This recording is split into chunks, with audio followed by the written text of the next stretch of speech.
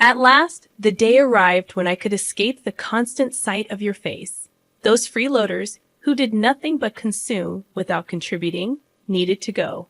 They should be grateful for the charity they've received all this time. Understood. I declared, I won't be coming back. Thank you for everything until now. Swiftly, I gathered my essentials and bid farewell to the place I had called my in-laws' home for many years. As I left, my mother-in-law wore a satisfied expression, relishing my departure. However, only I harbored a certain poignant truth. My name is Sarah. I'm 32 years old and work remotely from home. Married to Alan for 5 years. Our marital bliss took a turn in our 4th year when Alan's previously robust father fell ill, necessitating our presence and care. Initially resistant to the idea of living with my in-laws, I acquiesced due to Alan being their sole source of familial support. Despite contemplating quitting my job for his care, my company permitted me to continue working remotely, considering my past performance. The complications with my in-laws began immediately, familiarizing me with the notorious mother-in-law and daughter-in-law dynamic. Sarah, hurry up and tend to the cooking and cleaning. How long will you be lazy, avoiding your household duties? Scolded my mother-in-law. I'm working right now. What are you talking about? I'm always clicking away on the computer, I retorted. The truth was, amidst household chores and caring for my ailing father-in-law, I utilized my skills to regain my pre-crisis salary. After about 3 months of intense effort, when my earnings matched their previous peak, I felt genuine joy. However, the reason for my relentless dedication lay in the financial reality. Alan's income alone couldn't sustain us. Despite my hopes that life would finally ease up, the struggle continued. I contemplated setting aside some savings, but inexplicably, circumstances grew increasingly challenging. It felt as though the funds in my wallet were in a constant state of decline. Intrigued by this, I scrutinized our expenses and discovered that Alan had been indulging in lavish spending. Furthermore, my mother-in-law exhibited a penchant for extravagant habits. Alan, always eager to please others, extended his generosity beyond work lunches, using our credit cards to fund drinking parties. My mother-in-law, juggling numerous hobbies with friends, liberally paid for lessons and social gatherings. Despite their profligate ways, the burden of household chores and caring for my ailing father-in-law fell solely on me. I found myself covering all our living expenses with my income, making the prospect of saving money seem like a distant dream. Anxious about our financial situation, I approached Alan and my mother-in-law. Alan, mother, it seems we've been spending excessively. If this continues, we'll deplete our finances. Could you please consider cutting back on your expenses? I implored. In response, Alan and my mother-in-law harshly dismissed my concerns. I don't want to appear stingy in front of my colleagues and subordinates. Can't you understand that? Argued Alan. They won't think you're stingy just because you don't pay for them every single time, I reasoned. Maintaining good relationships with your coworkers is important, but what about the trips to the girls' bars? That has nothing to do with work, I pointed out. You just want to have fun, don't you? How about you come home drunk and start talking about it, even if no one asks you? That just means you have a more enjoyable time there than spending time with me. I expressed my frustration. My mother-in-law sided with Alan, laughing off my concerns. I'm glad Mom understands, and she's right, Alan asserted.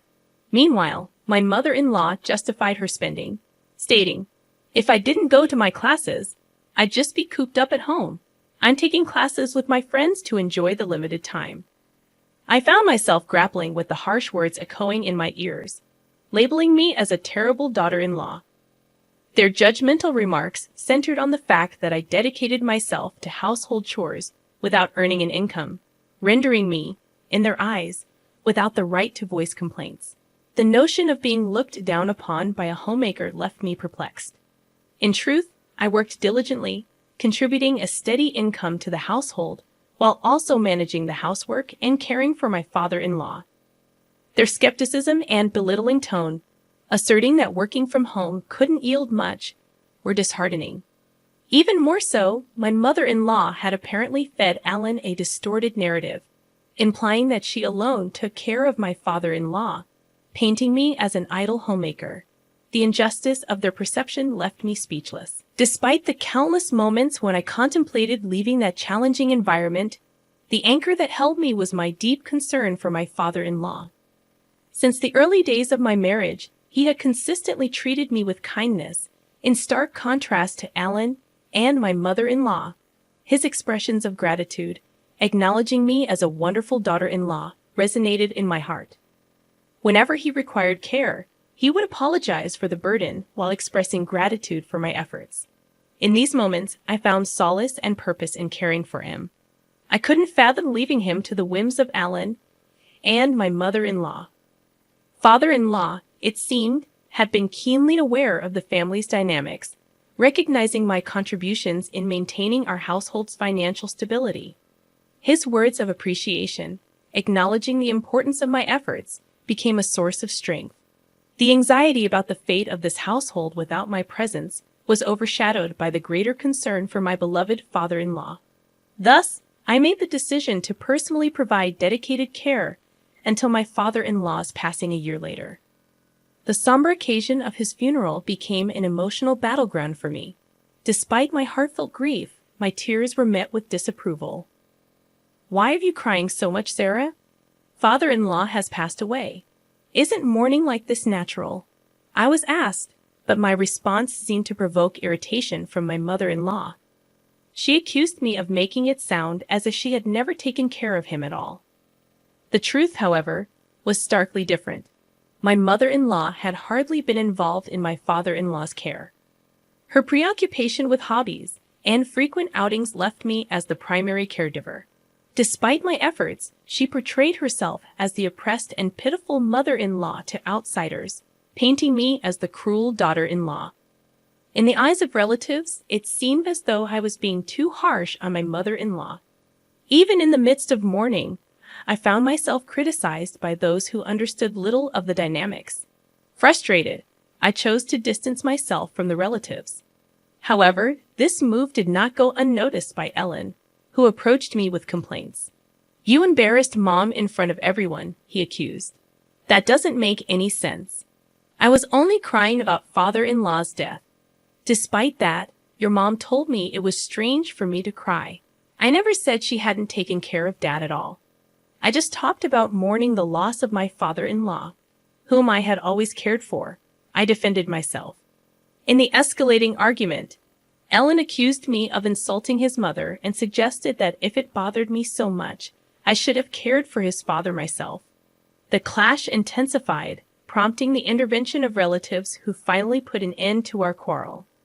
Following that incident, I maintained complete silence with my husband. After the funeral proceedings concluded, a lawyer arrived to discuss the inheritance. The lawyer began, "I'd like to discuss the contents of the will regarding your late father's estate. Firstly, to the wife and daughter-in-law Sarah, he's left half of his cash to each of you. To his son Ellen, he's left ownership of the family land and home." My mother-in-law questioned, "What if Alan gets the land and the house? Doesn't that mean all the other assets go to the wife? Why is Sarah receiving an inheritance? She's not related by blood." The lawyer responded, "Your husband was deeply grateful to Sarah for the dedicated care she gave him. He wanted to express his gratitude by giving her part of the inheritance. This decision cannot be changed." Unable to accept this, my mother-in-law accused, "I can't believe it. You were caring for him just to get the inheritance, weren't you?" I defended myself, explaining, "I had a good relationship with my father-in-law since I got married. I took care of him to express my gratitude." My mother-in-law continued with her accusations, suggesting it was psychological abuse. Frustrated, she eventually gave up, and the lawyer continued, "So that was Dad's decision. It's gratitude for Sarah's caring, right? If that's the case, then we have no choice but to follow it. May I continue?" As the lawyer proceeded, my mother-in-law's discontented expression turned into a smile, and she exclaimed, "Yes, that's great. I understand. Confused, my husband questioned her. What do you mean? But my mother-in-law seemed pleased and explained, now that Dad's living is over, it's no longer necessary to rely on Sarah. Her inheritance is nothing more than severance pay. We don't need her in this house anymore. My mother-in-law had misunderstood my father-in-law's will just as he had intended. In truth, he had discussed this plan with me before his passing.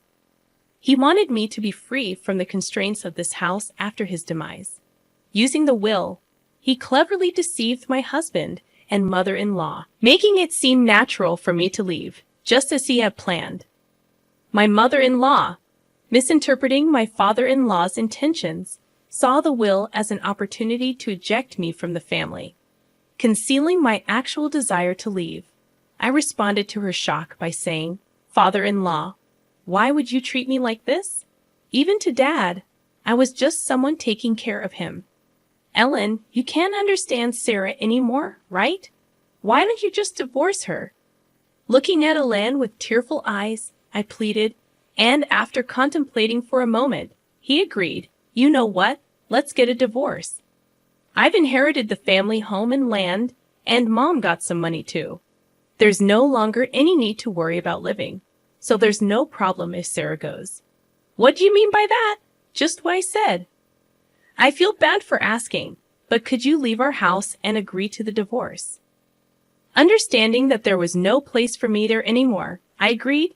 Understood. I guess there's no place for me here anymore. With a hint of restraint, I retrieved a document from the drawer and handed it to my husband. It was a notice of filing for divorce, prepared after our previous argument. My husband promptly signed it, expressing, "Finally, I don't have to deal with you anymore. A non-working freeloader should just get out. You should be grateful for us having put up with you, a total freeloader. Is that so?"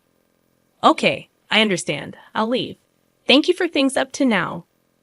As I left, my mother-in-law appeared elated, unaware of what would transpire in the future of their house. Once out of their home, I wasted no time and immediately submitted the divorce notice to the city hall. Arriving at the apartment I had rented in advance, the spacious room echoed with my joy as I exclaimed, "Finally, I can be by myself. This is great." I felt overwhelmed with joy to be liberated from a challenging marriage. My heartfelt gratitude extended to my father-in-law for devising the plan that enabled my escape from my in-laws' home.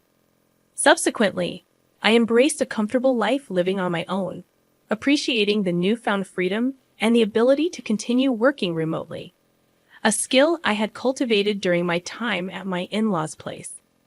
Having honed my time management skills, work flowed smoothly and my income increased, allowing me to lead a comfortable life free from interference. However, my peaceful existence took an unexpected turn when my ex-husband, Alan, called me out of the blue. Perplexed, I questioned, "It's been a while. Why are you calling me? Weren't you the one telling me to disappear?" "Sarah, please help us. We're in a pinch," Alan pleaded. I chuckled, finding the situation ironic. What kind of joke is this? My salary hasn't changed, but for some reason, you're running out of money. We can't live like this. With a laugh, I decided to deliver the final blow. That's because you no longer have my income to support you. You squandered your entire salary on yourself. Maybe it's about time you and your mother learned some financial responsibility as adults. Confused, Alan asked, "What do you mean? You still don't get it?" I clarified. While you were living lavishly, my salary was the one paying for our living expenses. At that time, I was making about $4,800 a month. Now I'm earning even more than that with no one to get in my way. Expressing frustration, Alan pleaded, "Sarah, can't we start over? It was a mistake to let you go. I want to make things right again." I scoffed. "It's obvious you're after my income. Don't be ridiculous. I never want to see your face again. What happened to the inheritance your mother received? With that amount, she should be living comfortably." Alan confessed, "It's about to run out. We spent it on a shopping spree, overseas trips, and half of it disappeared in the casino." Unmoved, I retorted, "A foolish mother breeds a foolish son. I have nothing more to say to you. I'm a stranger now, and I can't do anything for you, nor do I want to. Desperate, Alan implored, don't be so heartless. Help me. This has nothing to do with me. There's nothing more to talk about. I'm hanging up. Don't call me again. I declared before ending the call and promptly canceling the contract for the mobile phone I was using. A year later, passing by my mother-in-law's house, I discovered it had become an empty lot, likely sold due to financial struggles. Unperturbed, I continued with my newfound spare time, attending a wine class I had long been interested in. There, I met a man 2 years my senior who took me seriously. After a year and a half of dating, we got married. He is the ace of a well-known company, humble despite his high salary, with a warm and wonderful character. We respect each other's careers, leading to a fulfilling married life. Reflecting on these changes, I can't help but feel that this retribution was, in a way, a gift from my father-in-law.